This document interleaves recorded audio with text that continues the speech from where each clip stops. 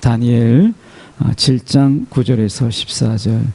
제가 가진 성경 구약 성경으로는 1244쪽, 구약 성경 1244쪽의 말씀입니다. 제가 봉독해 올립니다. 내가 보니 왕자가 놓이고 옛적부터 항상 계신 이가 좌정하셨는데 그의 옷은 희기가 눈 같고 그의 머리털은 깨끗한 양의 털 같고 그의 보좌는 불꽃이요 그의 바퀴는 타오르는 불이며 불이 강처럼 흘러 그의 앞에서 나오며 그를 섬기는 자는 천천히요 그 앞에서 모셔 선 자는 만만이며 심판을 베푸는데 책들이 펴 놓였더라. 그때에 내가 작은 뿔이 말하는 큰 소리로 말미암아 주목하여 보는 사이에 짐승이 죽임을 당하고 그 시체가 상한 바 되어 타오르는 불에 던져졌으며 그 남은 짐승들은 그의 권세를 빼앗겼으나 그 생명은 보존되어 정한 시기가 이르기를 기다리게 되었더라. 내가 또 밤 환상 중에 보니 인자 같은 이가 하늘 구름을 타고 와서 옛적부터 항상 계신 이에게 나아가 그 앞으로 인도되매 그에게 권세와 영광과 나라를 주고 모든 백성과 나라들과 다른 언어를 말하는 모든 자들이 그를 섬기게 하였으니 그의 권세는 소멸되지 아니하는 영원한 권세요 그의 나라는 멸망하지 아니할 것이니라. 아멘. 오늘 이 말씀 가지고 주의 백성이 누리는 행복이라는 제목으로 함께 말씀을 나누기를 원합니다. 하나님께서 세상을 이렇게 지으시고 그리고 거기에 사람을 지으셨잖아요. 우리가 잘 알다시피.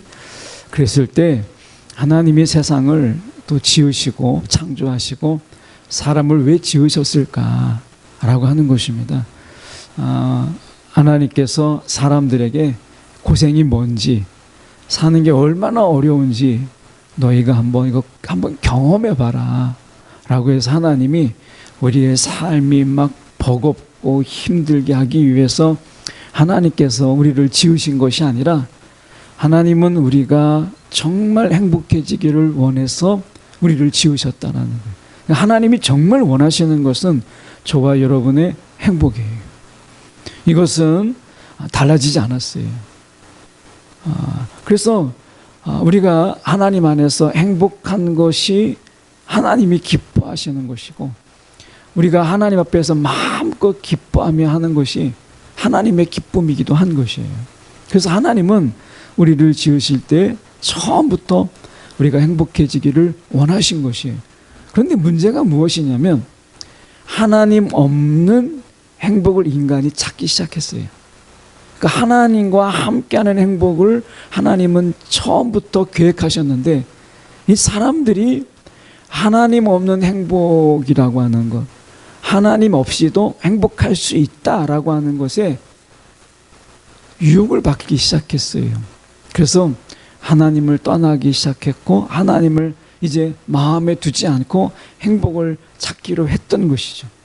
그런데 우리가 하나님을 떠난 인간의 행복이라고 하는 그것이 얼마나 부질없는가 하는 거예요. 얼마나 많이 가지고 있느냐, 얼마나 많은 것을 배웠느냐, 얼마나 많은 힘을 가졌느냐, 또는 우리가 얼마나 많은 것을 내가 짓밟았느냐라고 하는 것을 통해서 행복을 찾고자 하지만 우리가 그러나 행복을 우리가 여기에서 좀 나이가 경륜이 있으신 분들은 가져봤잖아요. 내가 정말 그걸 가졌다고 해서 그것이 나에게 행복을 줄 수 있느냐라고 하는 거예요. 그렇지 않다라고 하는 것이에요. 영화의 한 대사 중에 나오는 중에 그런 게 있어요. 내가 이 노숙자지, 집이 없어서 그렇지 내가 가정이 없는 건 아니다. 내가 이 하우스리스는 될 수 있지만, 집이 없는 사람은 될 수 있지만 나는 홈리스, 나는 가정이 없는 사람은 아니다 라는 이야기를 했거든요.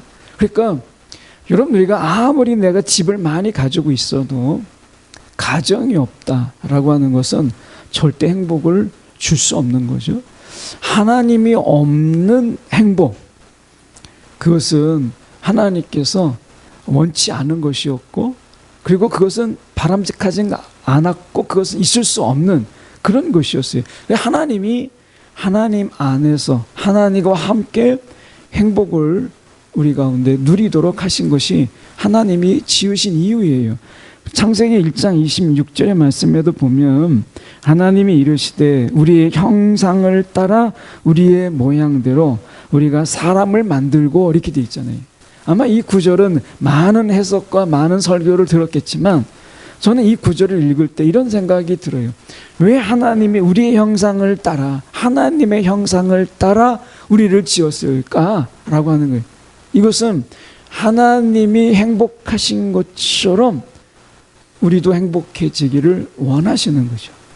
그러니까 우리의 형상이라고 하는 것은 단순하게 어떤 모양이 아니라 하나님께서 그렇게 행복하시고 하나님께서 그렇게 기뻐하시는 것처럼 너희도 그런 행복을 가지고, 그리고 그런 즐거움과 기쁨을 가지고 살 수 있도록. 이 동물은 하나님께서 이런 것을 주지 않으셨어요.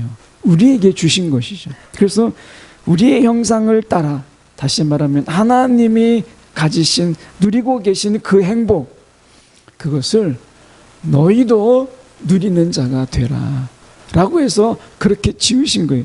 그것을 가지고 다스려라 라고 얘기했어요. 다스려라. 그래서 하늘의 새와 가축과 온 땅과 땅에 기는 모든 것을 다스리게 하셨다라고 돼 있어요. 근데 사람들은 다스리지 않고 지배했어요. 다스리지 않고 지배했습니다. 다스리는 거하고 지배하는 거하고는 완전히 다릅니다. 비슷한 것 같아도 완전히 다른 것이 다스림과 지배예요. 이 가정 안에서도요, 지배가 일어나잖아요. 다스림이 아니라 지배가 일어나게 되면, 제가 그 전에 이렇게 사역을 하면서 만난 그 몇몇 가정들에 보면 이 지배하는 가정은 그 아버지가 아이들의 이 아이를 이 혁띠에 이 혁띠를 빼가지고 마치 이 노예를 채찍질하는 것처럼 자기의 자녀들을 채찍질하는 그 혁띠를 때립니다. 그리고 어떤 가정은, 제가 본 가정, 지금까지 사역하면서 본 가정은 이 야구방망이로 들어와서 아내부터 그 자녀까지 엎드려 뻗쳐시켜서 자녀들 앞에서 아내를 폭행을 해요. 자녀들을 때려요. 이게 지배예요, 지배. 남편이 아내를 손을 들어서 손찌검을 하는 그런 가정, 이게 지배입니다. 이것뿐만 아니라 언어의 폭력도 있죠. 언어를 가지고 우리가 자녀를 폭행하고 그리고 가정을 폭행하는 거예요. 언어 폭행. 예. 그 언어 폭행으로 인해서 심각한 상처를 입잖아요. 이게 지배입니다. 지배가 그 가정에서 이루어지게 되면 그 가정은 상처와 아픔, 눈물, 그게 지옥이 되는 거예요. 지배가 있으면. 근데 하나님은 다스리라고 말씀하셨거든요. 그 다스림의 본을 보여준 것이 예수님이에요. 예수님이 이 땅에, 육신으로 이 땅에 오셔서 무엇을 보여주셨어요? 다스린다는 게 무엇이냐라고 하는 거예요. 우는 자들과 함께 우셨어요. 여러분, 슬픔에 겪고 있는 사람들에게 가장 잔인한 게 뭐예요? 그 잊어버리라는 거예요. 자식이 죽었어요. 그런데 그 울지 말고 그 자식 없는 셈 치라는 거예요. 여러분, 이건 정말 잔인한 거잖아요. 어떻게 있던 자식, 정말 눈에 넣어도 아프지 않는 그 자식을 내가 잃었는데 그 자식이 없는 셈 치라고 하면서 울지 말라고 하는 것은 절대 위로가 되지 않아요. 그거는 폭력 그 이상이에요. 예수님은 그렇게 말씀하지 않으셨어요. 나사로가 죽었을 때 나사로를 금방 살리실 것을 말씀하실 것이잖아요. 나사로야 나오라. 그럼에도 불구하고 마르다와 마리아, 그리고 거기에 모여있는 사람들이 슬픔에 잠겨 있을 때 예수님께서는 함께 우셨어요. 우는 자들과 함께 우는 것이 다스림이라는 거예요. 왜 우느냐? 그 없는 셈 치라는 것은 지배입니다. 쓰러져 있는 사람을 일으키고 넘어져 있는 사람들을 도와주고, 예수님의 사랑 속에서 우리가 눈 못 보는 사람들을 눈 뜨게 하고, 문둥병 걸린 사람 누가 가까이 합니까? 그런데 기꺼이 가서 그를 치유해줘요. 그게 다스림이라는 거예요. 다스림. 가정에서 다스림이 일어나게 되면, 지배가 아닌 그렇게 되면 공감하게 되고요. 아이들의 눈높이를 나에게 맞추고 경청하고 들어주고 의견을 반영하고 그 가운데서 감사를 이야기하고 사랑을 이야기하는 것이죠. 그게 다스림이에요. 지배가 아니라. 그런데 인간은 끊임없이 지배해 왔어요. 다스림으로 하지 아니하고. 그러다 보니까 세상이 어떻게 됐느냐? 짐승이 되어버렸어요. 짐승의 시대가 되어버렸어요. 이 네 짐승이 나오죠. 첫 번째 짐승은 사자 같은, 두 번째 짐승은 곰 같은, 세 번째 짐승은 표범 같은, 넷째는 숫째 그냥 짐승이라고 이야기를 했어요. 이게 뭡니까? 이 지배의 세상이에요. 지배. 너가 죽어야 내가 살고요. 이런 지배 속에서 우리는 폭력과 그리고 언어의 인격의 파괴, 이런 현상들이 일어나게 된 것이죠. 그래, 그 속에서 세상은 어떻게 됐느냐? 짐승의 세계가 되어버린 것이에요. 여러분, 우리가 이 다스림이라고 하는 부분 속에서도 보면 저는 이제 그 반려견을 기르거나 이렇게 하진 않지만, 이렇게 반려견을 보면 우리가 개를 길러 보신 분들은 특별히 아시잖아요.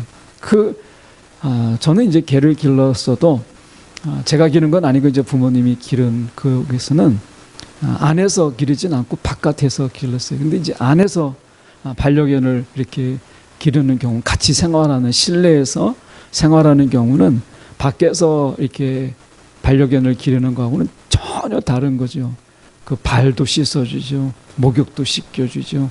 뭐 같이 눕기도 하고 그러잖아요. 근데 그 개를, 우리가 그 반려견을 이야기할 때 어떻게 해요? 그 사랑으로, 이 개가 사람으로 인해서 그 개가 정말 내가 행복하다, 말은 못하지만 개가 이런 것을 느끼게 하는 거잖아요. 저희가 용산에서 살 때 진돗개를 밖에서 길렀는데 새끼를 낳았어요. 새끼를 낳았을 때 아래층 세든 분이 새끼 하나를 좀 달라고, 그래서 다른 것은 다 이렇게 나눠주고 그 한 마리를 그 집에 주었어요.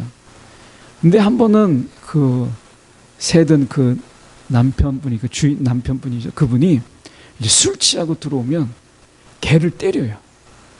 근데 그냥 때리는 게 아니라 그 쇠파이프로 때립니다. 그러면 2층에 있던 그 어미 개가, 저희가 울타리를 쳐놓았거든요. 근데 고개를 넘지는 못하지만 그 사방 왔다 갔다 하면서 자기 그 새끼 개가 맞으니까 이걸 어쩔 줄 모르는 거예요. 저희가 그 울타리를 넘어가면 그 사람을 물까봐 저희가 끈을 채워야 될 정도로. 그러면 이제 개 집이 막 흔들거립니다. 막 집채 끌고 내려갈 것 같은 느낌을 가져요. 여러분, 그 쇠파이프를 때려서 결국에는 그 개가 죽었어요. 여러분, 그게 지배입니다. 근데 반려견은 아마 그렇게 기르진 않잖아요. 반려견에게 말을 하고 또 먹을 것을 주고 품고 아프면 병원에 가고 마음을 전하는 거잖아요. 여러분, 이게 하나님이 우리 가운데 다스림이라고 하는 거예요. 아마 하나님과 우리의 관계를 따진다고 한다면 사람과 개의 관계, 사람과 반려견의 관계를 우리가 비견할 수 없을 정도로 하나님 앞에서 우리가 훨씬 반려견이 미치지 못하는 그런 존재잖아요. 우리가 생각해 보세요. 우리가 정말 죄를 짓고 하나님 앞에서 때로는 반역도 하고 하나님이 보실 때 여러분 우리가 개와 이 반려견에 비할 때가 되지 못하는 그런 존재임에도 불구하고 하나님께서 우리 가운데 사랑을 베푸시고 우리 은혜를 베푸시는 이것을 보면 하나님의 은혜의 이 다스림이라고 하는 것은 우리가 상상을 초월하는 거예요. 아마 세상의 언어로 이 하나님의 은혜의 다스림을 표현할 수 있는 이 방법은 없어요. 어떤 언어를 쓰더라도 하나님이 우리 가운데 그 은혜의 다스림, 그 사랑의 다스림을 표현할 수 있는 어떤 것도 사실 존재하지 않아요. 오늘 말씀에서 보면 그래서 하나님께서 말씀하시는 이게 바로 그거죠. 그 짐승이 만들어 놓은 그 세상 속에서 우리가 11절에 보면 내가 작은 뿔이 말하는 목소리, 큰 목소리로 말미암아 이 네 번째 짐승의 작은 뿔 하나는 어떤 것을 상징하냐면 하나님의 이 적극적인 반역, 하나님을 향해서 반역하고 그리고 짐승의 세계보다 더 짐승스러운 그런 존재를 이야기합니다. 이 존재를 하나님께서 어떻게 하셨느냐? 오늘 보면 짐승이 죽임을 당하고 무엇으로 인해서 이 지배했던 이가 어떻게 그가 죽임을 당하게 되었느냐? 우리가 말씀해 보면 13절에 이렇게 말씀합니다. 내가 또 밤 환상 중에 보니 인자 같은 이가 이렇게 돼 있어요. 이것은 계시의 점진성 속에서 인자, 우리가 인자 같은 이가 저와 여러분은 누군지 알잖아요. 예수 그리스도를 가리키는 거죠. 근데 이 다니엘은 아직 계시의 점진성 속에서 아직 밝혀지지 않은 아직 신비로운 존재로 아직은 남겨두고 있어요. 그게 인자 같은 이예요. 그가 이 땅에 오셔서 하늘 구름을 타고 옛적부터 항상 계신 이에게 나아가 그 앞으로 인도되매 이렇게 말씀하셔요. 예수님께서 이 짐승 같은 세상에 들어오셔서 인자라고 말하잖아요. 인자. 이 사람이잖아요. 사람. 여러분 하나님께서 세상을 이렇게 지으실 때 사람을 지으시고 그 사람들로 인하여 동물들을 다스리게 하셨어요. 이게 창조의 원형이죠. 그런데 어떻게 됐어요? 짐승이 인간을 지배하는 세상이 되어버렸어요. 이게 창조의 파괴입니다. 그러니까 하나님은 원래 창조의 질서는 어떻게 만드셨어요? 인간이 하나님의 형상을 닮은 인간이 동물이라고 하는 것을 하나님께서 다스리게 하셨어요. 동물을 다스리게 하셨어요. 그래서 이 동물을 다스림으로 인해서 마치 그 대표적인 게 제가 이제 반려견을 이야기했지만 그렇게 동물들을 다스리게 하셨습니다. 그런데 인간의 타락으로 인해서 이것이 이 질서가 무너지게 돼요. 그래서 어떻게 되냐면 짐승이 인간을 지배하는 세상이 돼버리고 말았어요. 그래서 첫째, 둘째, 셋째 짐승과 넷째 짐승, 이 넷째 짐승은 얼마나 포악한지요. 이 인간이 인간을 더 잔인하게 지배하는 그런 지배의 세상이 되어버렸다는 거예요. 그래서 지금이 여러분 짐승이 인간을 지배하는 창조의 왜곡이죠. 이게 일어난 거예요. 근데 예수님이 왜 사람으로 오셔야 되느냐? 그 예수님께서 다시 사람의 형상으로 오셔서 사람으로 오셔서 형상이 아니라 그분은 사람이죠. 사람으로 오셔서 짐승을 다시 다스리게 하심을 통해서 창조를 회복하는 이 모양을 보여주고 있는 거예요. 깨어진 창조의 왜곡이죠. 하나님이 처음에 어떻게 만드셨어요? 사람이 동물을 다스리도록 하신 것이에요.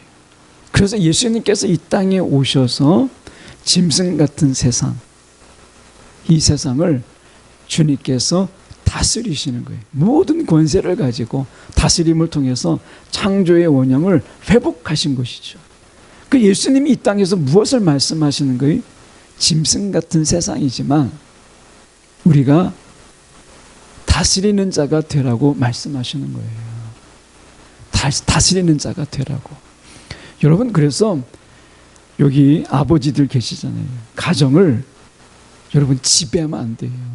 다스려야 돼요. 어머니들 계시잖아요. 자녀들을 지배하면 안 됩니다. 다스려야 돼요. 이게 예수님이 이 땅에 오신 이유예요. 지배가 넘쳐나는 세상 속에서, 그리고 힘으로 몰아붙이는 이런 세상에서 사랑과 용서, 긍휼로 다스리는 자가 되라. 예수님께서 이 본을 보이기 위해서, 이게 창조의 회복이거든요. 그래서 다스리는 자로 이 땅에 오신 거예요. 사람으로. 그럼 우리는 예수를 따르는 자들이잖아요. 우리는 그리스도인이잖아요. 그러면 여러분, 지배하려고 하는 유혹이 저와 여러분 가운데 있죠. 지배하려고 하는 유혹. 자리에 어떤 힘이 있고요. 어떻게 보면 우리가 아이들 같은 경우 특히 우리가 많은 유혹이 있잖아요. 아이들이 힘없는 아이들에서 지배하게 될 때 다스림이 아니라, 그러면 폭언과 폭력, 우리가 지금 뉴스에 나오는 것들을 가만히 보세요. 그러면 그 가정이라고 하는 곳이 어떻게 지옥이 되어가고 있는가, 가장 무서운 곳이 되어가고 있는가, 우리가 생각해 보세요. 그것이 보면 그 속에서 되어지는 그 부분들이 어떻게 되고 있어요? 너무나 잔인하게 그렇게 되고 있잖아요. 뒤에 누가 문을 열어주세요. 그래서 우리가 보면 말씀하고 있는 거예요. 우리가 이 다스림의 세상 속에서 이 가정이라고 하는 부분, 이런 부분들이 지배가 될 때 그 가정은 더 이상 가정이 아니잖아요. 공동체. 하나님이 무엇을 원하시는 거예요? 오늘 우리 가운데 이 다스림이 회복되기를 원하시는 거예요. 여러분, 그래서 먼저 가정부터, 교회부터 지배가 아닌 다스림으로 우리가 회복될 필요가 있어요. 오늘 말씀 속에서 레리 크랩이 이런 이야기를 했습니다. 행복이란 자아의 굴레를 벗고 타인을 사랑하는 삶이라 라고 이야기했습니다. 이 자아의 굴레, 나의, 우리 안에 이 지배욕이라는 게 있습니다. 지배욕. 근데 이것을 내려놓고 다른 사람을 사랑으로 다스리는 것. 그런데 여기서 보면 타인을 사랑하는 삶이 행복이다라고 레니 크랩이 이야기했어요. 우리가 보면 얼마 전에 왔던 빈 살만이라고 하는 사람이 재산이 2,700조라고 하더라고요. 2,700조입니다. 27조도 대단하다고 하는데 2,700조예요. 그분이 롯데호텔에서 하루 묵는데 자기 침대를 따로 가져오고, 남이 먹었던 그릇은 쓰기 싫다고 해서 우리나라에서 잠깐 있는데 썼던 그릇값만 1억이라고 하더라고요. 그 그릇을 다 쓰고 다 버리고 갔어요. 야, 그거 제가 롯데호텔에 갔었다면 그거 버릴 때 그거 가져와도 되겠다 싶은데 그 그릇값만 1억이에요. 그리고 그분이 떠난 다음에 경호원들 200명이 남아가지고 그 사람의 생체 정보, 머리카락 이런 것을 다 수거하고 나중에 뒤따라갔어요. 여러분, 그분이 2,700조를 가진 그분이, 여러분 연락처 아는 분 계십니까? 여기 아무도 없으시죠. 제가 편지를 보낸다고 그가 읽겠습니까? 제가 문자를 보낸다고 읽기나 하겠어요. 번호도 모르지만. 여러분, 우리의 사랑을, 우리의 관심을 그가 받아주기나 하겠습니까? 어림도 없는 이야기죠. 그런데 예수님은요, 우리가 주님을 사랑할 때 그분 우리의 사랑을 받으셨다는 거예요. 여러분, 우리가 주님이 우리를 사랑하시는 것도 놀랍지만 우리가 주님을 사랑할 수 있다라고 하는 것은 더 놀라운 거예요. 예, 주님이 저와 여러분의 사랑을 받으셨다라고 하는 거, 이거 정말 놀라운 거 아니겠어요? 주님의 사랑을 받는 것도 우리가 행복이지만 내가 주님을 사랑할 수 있다라는 것, 내가 주님을 마음껏 사랑할 수 있다라는 것은요, 더 큰 행복입니다. 여러분 얼마나 한 해 동안 주님 사랑합니다, 이런 얘기 정말 많이 해보셨습니까? 우리가 기회가 많지 않더라고요. 사랑한다, 감사한다, 이런 말들을 우리가 자주 할 수 있을 것 같이 보이지만 사실은 그렇지 않습니다. 한번 소개했던 것 같은데, 이번에 우리가 이태원 참사 때 문자 하나가 거기 공개됐잖아요. 정말 사랑합니다, 아빠 사랑합니다, 그리고 막 하고 나밖에 없어, 아빠 막 이렇게 하트 보내고 했는데, 그 아빠가 그거를 딱 받아서 사랑한다 내 딸아 이렇게 하면 되는데, 아빠가 좀 무뚝뚝하고 좀 이렇게 잘 표현력이 약하니까 그냥 갈매기 표시만, 웃음 표시만 하고 보낸 거예요. 나중에 참사 때 이 아이가 싸늘한 시신으로 돌아왔을 때 그 아버지가 처음에 한 말이, 그때 내가 사랑한다라고 말이라도 할 걸, 그 말을 못했다는 거예요. 여러분, 우리가 이 세상에 살면서 하나님의 형상을 닮은 자로 우리가 사랑을 표현하고 때로는 용서를 표현하고 내가 너를 정말 사랑한다 이런 말하는 이런 시간들이 많지 않아요. 세상의 사랑으로 우리가 다스리는 이 시간도 그렇게 길지 않습니다. 많지 않아요. 한 번은 제가 새벽 예배 마치고 영상 올리고 들어가면 제가 이제 아침마당 뭐 이렇게 비슷한 시간들을 그 시간대거든요. 근데 한 번은 이런 사연이 있었어요. 한 50대 중반 넘는 60을 좀 바라보는 그런 분 같은데, 그분이 닭똥 같은 눈물을 흘리면서 하는 말이 무엇이냐면 이런 거였어요. 자기가 어렸을 때, 초등학생이죠. 어렸을 때 아버지가 삶이 얼마나 힘든지 뒤뜰에서 그 덩치 큰 아버지가 꺼이꺼이 하면서 눈물을 흘리더라는 거예요. 근데 이 아들이 그 뒷모습을 본 거예요. 삶이 얼마나 버거우면 그 덩치 큰 아버지가 초등학생이 보기에 그 뒷뜰에 가서 꺼이꺼이 하면서 막 눈물을 흘리는데, 내가 아버지 뒤에서 좀 안아줘야 되겠다.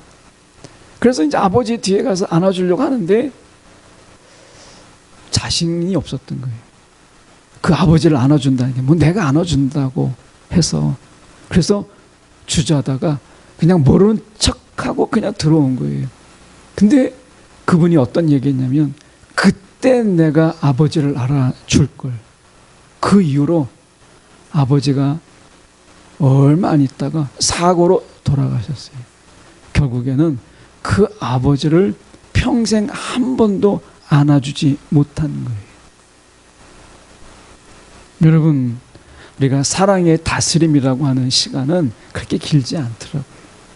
인생이 있을 길지 않습니다.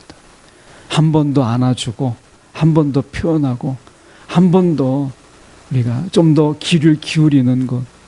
나중에 다 가면 내가 돈을 못 벌어서 후회했다, 내가 그거 샀어야 되는데 후회했다, 이런 얘기보다 내가 더 사랑한다고 이야기할 걸, 내가 더 한 번 더 안아줄 걸, 이런 사랑의 다스림이 부족한 것을 우리가 한탄하지 다른 거 아닙니다.